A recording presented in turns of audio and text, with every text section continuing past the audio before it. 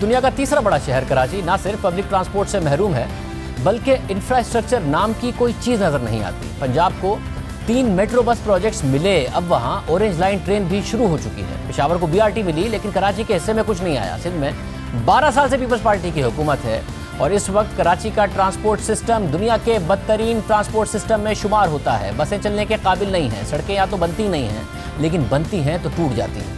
Transport projects सालों से इल्तवा का शिकार हैं। मुद्दतों तक प्रोजेक्ट्स के लिए सड़कें बंद होती हैं, दोबारा खुलती हैं, मगर प्रोजेक्ट नहीं बना होता। आए रोज सूबाई हुकूमत नई बसेस सड़कों पर लाने का ऐलान करती रही है। बसेस तो नहीं आई, मगर ऐलान की मुद्दत पूरी होने के बाद नया ऐलान जरूर सामने आता रहा है। और अब ब्लूमबर्ग की एक रिपोर्ट में कराची को सियासी यतीम कहा गया है। गुज़िश्ता रोज ब्लूमबर्ग से वाबस्ता सहाफ़ी वसीम अंगी की एक रिपोर्ट शाया हुई, जिसमें तहकीक के मुताबिक कराची का ट्रांसपोर्ट सिस्टम दुनिया के बदतरीन सिस्टम्स में शुमार होता है।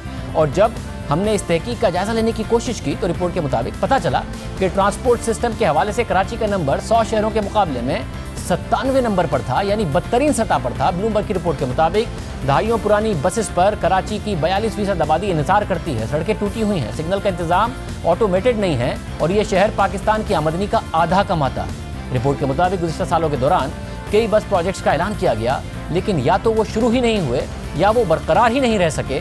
जबकि ग्रीन लाइन बस प्रोजेक्ट, जिसका 6 साल पहले ऐलान किया गया था, वफाकी हुकूमत के मुताबिक वो अगले साल मुकम्मल होगा।